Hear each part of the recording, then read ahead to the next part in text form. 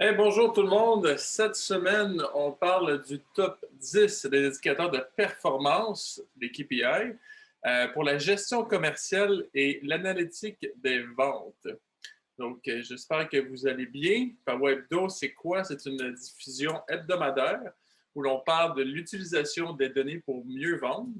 Mon nom à moi, c'est Jean-François Lanoux. Je suis gestionnaire de clients succès chez Devaité depuis bientôt 5 ans. Nous sommes rendus au Power Hebdo 37. Et Dominique, comment ça va, toi? Ben non, Dominique est en vacances, donc je vais prendre un relais cette semaine. Donc, Power, c'est quoi? C'est une solution qui met à profit vos données. Il y a plusieurs volets. Ça vous aide à mieux gérer vos promotions, à mieux exécuter les activités en magasin, sur le terrain, à mieux roder le processus de vente. Finalement, ça sert aussi à documenter toutes les prévisions de vente, sans oublier le fameux module analytique qui nous permet de bien voir et visualiser le data dans toutes ses angles. Donc, on va commencer avec un partage d'écran. Salut Patrice qui s'est joint à nous. J'espère que tu vas bien. Je vais partager mon écran. Et voilà, on devrait voir mon PowerPoint. Donc, si on commence ça avec une belle citation que je trouve qui veut tellement dire beaucoup. If you cannot measure it, you cannot improve it. Une traduction libre, si vous ne pouvez pas vous évaluer, vous ne pouvez pas vous améliorer. Ça, c'est Lord Kelvin qui a fait cette citation-là. C'est un peu une réflexion qui dit, dans le fond, avant même de penser aux data, à tout ce que vous voulez améliorer, il faut mettre en place des manières, des outils qui vont vous aider à les évaluer, qu'on va pouvoir avoir une traçabilité de ça pour qu'on puisse par la suite se comparer et s'améliorer pour qu'on puisse vraiment confirmer qu'on s'améliore dans l'exécution de nos choses sur le terrain et dans notre entreprise. Donc, l'analytique des ventes, c'est quoi? OK? Donc, en fait, il y a deux côtés dans une entreprise. Il y a le relationnel, puis il y a le côté plus analytique. Une entreprise qui va surperformer va être très fort dans les deux aspects, relationnel et analytique. Puis souvent, on va se rendre compte qu'il y a certaines entreprises qui vont être un peu plus forts dans le relationnel et un peu plus forts dans l'analytique. Mais c'est vraiment une symbiose des deux éléments clés là, qu'on va faire qu'une entreprise va vraiment se développer, puis on va être un fast grower, si on peut dire. Donc, l'analyse des ventes, c'est quoi? C'est de générer des informations à partir des données, des tendances des ventes. Donc, c'est avec ça qu'on va pouvoir faire des analyses plus poussées, qu'on va pouvoir regarder les tendances. Suite aux analyses, aux tendances qu'on regarde, ça va être avec ça qu'on va pouvoir se fixer des objectifs. Donc, ça, c'est un point super important. C'est une fois qu'on sait le vrai portrait de la situation, à ce moment-là, de se fixer des objectifs, ça va être l'étape suivante. Puis finalement, on va pouvoir utiliser ça pour prévoir des performances futures des ventes. Puis, en prévoyant les ventes, on va être aussi capable de bien prévoir la gestion de la demande, donc tout le processus SNOP qui va embarquer par la suite là-dessus. Donc, si vous avez des questions, n'importe quoi, gênez-vous pas en cours de route. Vous pouvez me lâcher un petit message sur le chat ou sur Facebook. Je vais essayer d'y répondre en live. C'est toujours le fun de profiter de la tribune en live. Donc, voilà. Donc, pourquoi surveiller l'analytique des ventes? Pourquoi c'est pas mieux de s'asseoir sur nos lauriers et de regarder les choses? Donc, en fait, poser la question, c'est un peu y répondre. C'est comme un peu être en mode proactif. Donc, c'est vraiment le mindset ici qu'on veut illustrer. On ne veut pas de surprise. On veut que les choses se passent de manière à ce qu'on soit au courant des choses. Donc, la seule manière réelle de faire ça, c'est d'analyser les ventes et de les surveiller. Donc, c'est d'avoir accès à des outils qui vont vous permettre d'avoir les informations de vente ou les informations importantes que vous désirez regarder de manière qui se rafraîchissent rapidement, le plus rapidement possible, le plus fréquemment possible, dis-je bien. Donc, par exemple, on va vouloir augmenter les revenus. Donc, on parlait ici d'augmenter des revenus, mais dans certaines compagnies, les objectifs, un bon exemple que je peux vous donner ici, d'augmenter les revenus, ce n'est pas suffisant. C'est-à-dire que ce n'est pas parce qu'une entreprise va faire 15 de plus de ventes qu'elle va faire 15 plus de profit. C'est ça le nerf de la guerre, c'est de mettre en place des processus qui vont permettre de vendre ou de mieux vendre les produits ou les services que vous offrez. Donc, ça va permettre de sauver du temps. Avec ça, les compagnies vont vous permettre d'avoir des outils qui vont se rafraîchir, donc pas besoin de refaire avant des fois d'implanter par voie dans certaines compagnies, la méthode qui était utilisée, c'était qu'il y avait un fichier Excel qui était préparé à l'interne. Ça prenait des fois 3-4 jours de travail. Après ça, ce fichier-là était poussé à l'interne. Puis après ça, ils faisaient ça une fois par mois. Puis les personnes avaient toujours un retard. Tandis qu'en ayant des outils qui permettent de tout se connecter directement à la source, de propager l'information, la bonne information, ça permet de sauver du temps à tout le monde. Puis, un autre point, c'est d'augmenter l'efficience plutôt que l'efficacité. Donc, une question ici, est-ce que vous savez c'est quoi vraiment la différence entre l'efficience et être efficace? Je vais vous donner un bon exemple que notre collègue Gabriel, je ne sais pas si tu nous écoutes, Gabriel, en ce moment, mais il m'expliquait, je trouvais ça un très, très bon exemple. C'est que si, par exemple, on a comme objectif mettons, on est menuisier, puis on a un objectif de faire une table. OK? Donc, je peux, puis mon objectif, c'est de le faire en une semaine. Donc, je peux arriver à avoir fait ma table, avoir consommé, je ne sais pas moi, 1 tonne de bois pour que ce soit la plus belle table. Puis, je vais avoir été efficace parce que je vais avoir réalisé mon objectif, c'est-à-dire de faire la table en une semaine. Alors que quand on regarde ça d'un angle plus d'efficience, c'était vraiment pas efficace, dans le sens que, je ne veux pas dire pas efficace, excusez-moi, pas efficient parce qu'on a utilisé beaucoup plus de ressources qu'on aurait pu l'utiliser, on aurait pu utiliser les choses différemment, on aurait pu maximiser tout ce qui est la matière première pour faire plusieurs tables avec ça, plutôt que de faire une table dans un délai de temps prescrit.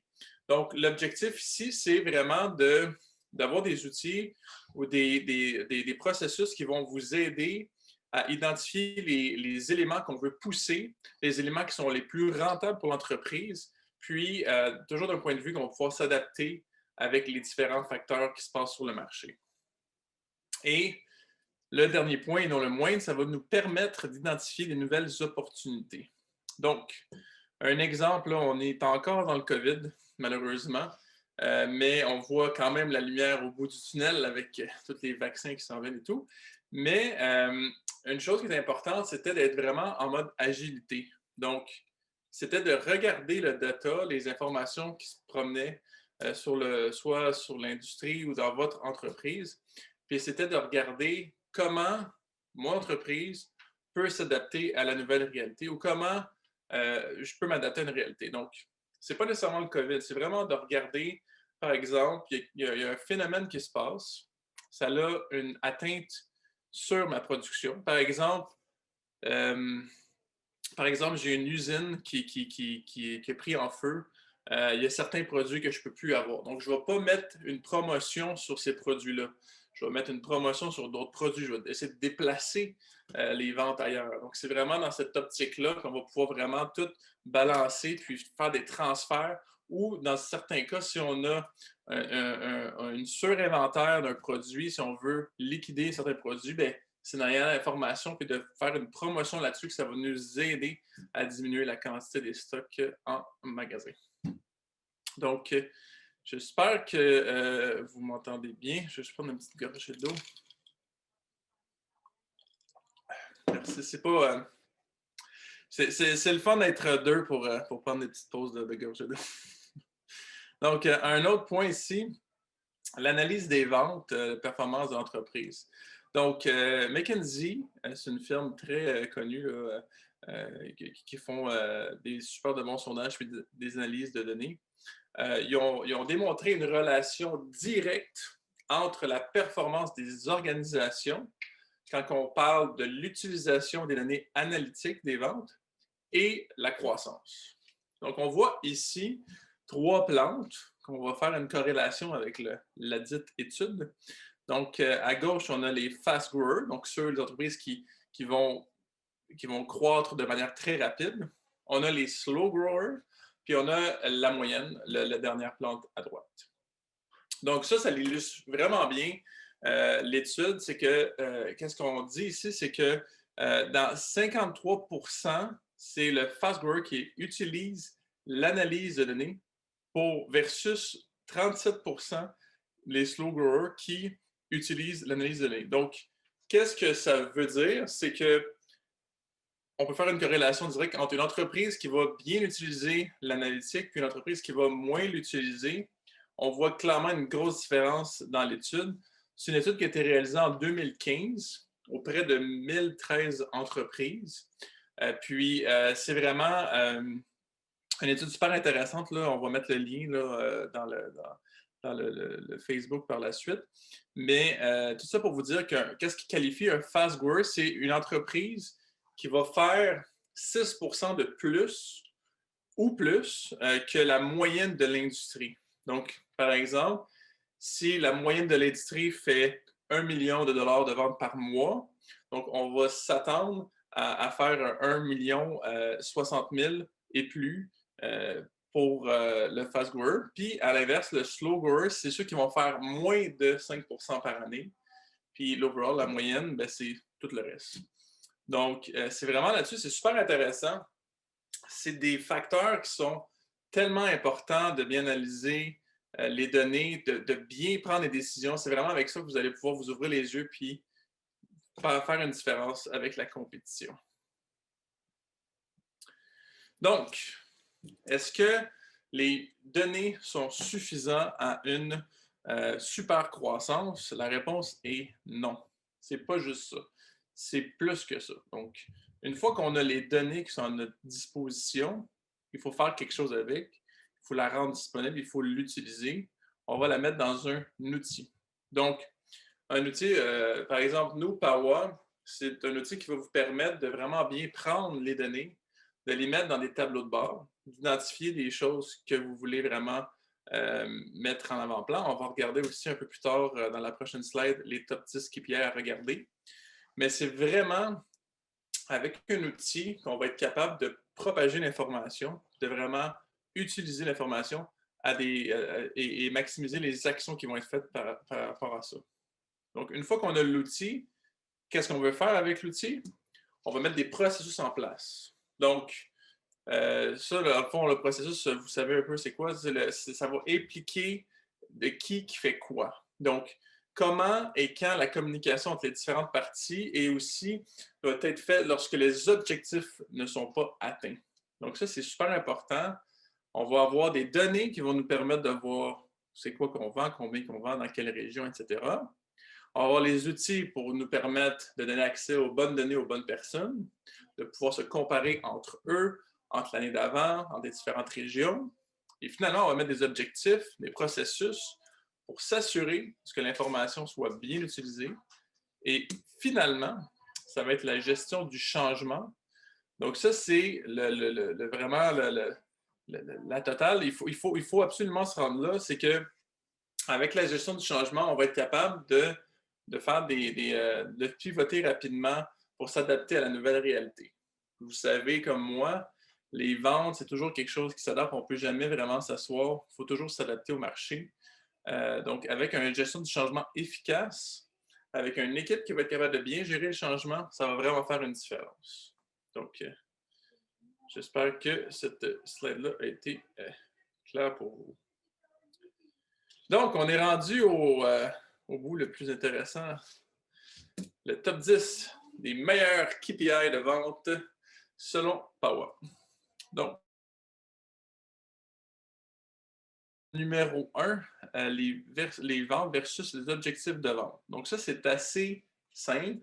C'est de regarder combien j'ai fait versus mon objectif. Donc, si par exemple, j'avais un objectif de faire 10% de croissance, c'est simplement de comparer mes ventes actuelles avec la croissance de 10%. Si je suis plus que 10 ou moins que 10 c'est à ce moment-là que ça va être bon ou pas à la hauteur de mon objectif. Le point numéro 2, donc c'est versus l'année passée. Ce KPI-là, il est super intéressant. C'est un des KPI que je pense que tout le monde en regarde, mais dans des situations particulières, comme on vit avec un peu le COVID, le KPI versus l'année passée, ça peut être aussi de peut-être regarder versus 2 ans, dans certains cas, s'il y a des événements exceptionnels, mais vraiment, le KPI versus l'année passée, c'est un KPI qui est très, très, très utilisé. Par région, donc les ventes par région. Ça, c'est tellement important de forer dans les données et d'avoir accès à la bonne information. Je vous donne un exemple. On peut regarder un produit, comment il se vend, puis on dit quand même, ça, c'est le meilleur SKU. Mais finalement, quand on va voir par région, ce meilleur SKU-là, finalement, il est juste bon dans 3 régions sur 5. Il y en a 2 que ce n'est pas le numéro 1. Donc, c'est important de pouvoir avoir accès à des forages de données, donc le vente par région. Puis les ventes par canaux de distribution. Ça, c'est un exemple très important. On a vu là, au cours de la dernière année que l'accélération au niveau du canal de distribution, au niveau des ventes Internet, a été majeure. C'est important de pouvoir mesurer ça et de pouvoir l'évaluer. Donc, avec un KPI là-dessus, on va pouvoir identifier c'est quoi, par exemple, le canal de distribution qui a été fait en magasin, en ligne, dans des grandes surfaces, dans des petites surfaces, etc. Ça va être vraiment là-dessus qu'on va pouvoir focusser. Par la suite, la performance par représentant. Donc ça, c'est intéressant. Puis je vous dirais même que c'est intéressant de partager l'information. Ça fait une saine compétition à l'interne, de pouvoir comparer, que les représentants peuvent se comparer un entre eux. Ça permet de regarder comment une personne performe versus une autre. Ça permet surtout d'essayer de trouver une recette, puis d'essayer de répliquer cette recette-là avec d'autres représentants. C'est vraiment l'objectif en de ça. Les performances de produits. Ça, c'est, comme je mentionnais tantôt, c'est tellement intéressant. J'ai eu une formation la semaine dernière. Puis, un exemple là, que j'aime toujours faire, c'est on s'en va dans les ventes par produit. On sélectionne le produit qui vend le plus, puis on s'en va voir vente par magasin. Donc ça, en regardant la performance des produits, on est capable de dire que d'un point de vue général, le top 1 ou le top 10, mettons, des produits devrait être le top 10 dans chacun des magasins, théoriquement. S'il se vend bien, globalement, il doit aussi bien se vendre individuellement dans tous les magasins. Donc, c'est tellement un rapport qui se fait facilement, c'est tellement puissant, ça nous permet de s'assurer que les top 10 des meilleurs produits ou le top X des meilleurs produits se vendent bien dans tous les points de vente. C'est quelque chose qui se fait rapidement. Il faut vraiment donner des outils pour que vous puissiez, que toute votre équipe de vente puisse faire ce genre d'analyse. Ça ouvre des portes, c'est souvent des opportunités qui sont faciles, qui vont faire mousser les ventes là, de vos produits en magasin. Le niveau de cannibalisation, excusez-moi. Donc, c'est quoi ça?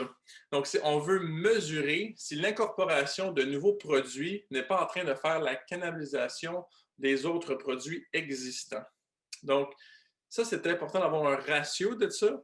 Ça va vous permettre d'identifier si l'introduction d'un nouveau produit a vraiment eu une répercussion. Est-ce que vous êtes allé chercher des parts de marché d'un compétiteur ou vous avez simplement pris des parts de marché de votre propre marché? Donc, ça, c'est super important à pouvoir évaluer. Le KPI suivant, c'est le niveau de la valeur de l'achat moyen. Donc, ça, ce n'est pas une information qui est tout le temps disponible, par exemple, au niveau du POS. Mais si c'est quelque chose que vous avez accès, c'est une information qui est intéressante parce que c'est avec ça qu'on va voir si l'achat moyen il est stable, s'il est en croissance ou en décroissance. Un exemple, si vous faites, par exemple, l'achat moyen, c'est, je ne sais pas moi, vous faites un revenu global, excusez-moi, de, mettons, 1 million, puis vous vous rendez compte que l'achat moyen est en train de diminuer. Ça, c'est quand même un bon signe, c'est que malgré le fait que vos consommateurs achètent moins de produits, vous réussissez à aller contrebalancer ça avec des nouveaux consommateurs qui vont venir acheter ces produits-là. Donc, par contre, ça l'indique une tendance à la baisse. Donc, il y a peut-être quelque chose, il y a peut-être un compétiteur qui a mis en marché un nouveau produit qui vient chercher vos parts de marché. C'est un KPI qui va vous aider à prendre des décisions et qui est important à surveiller.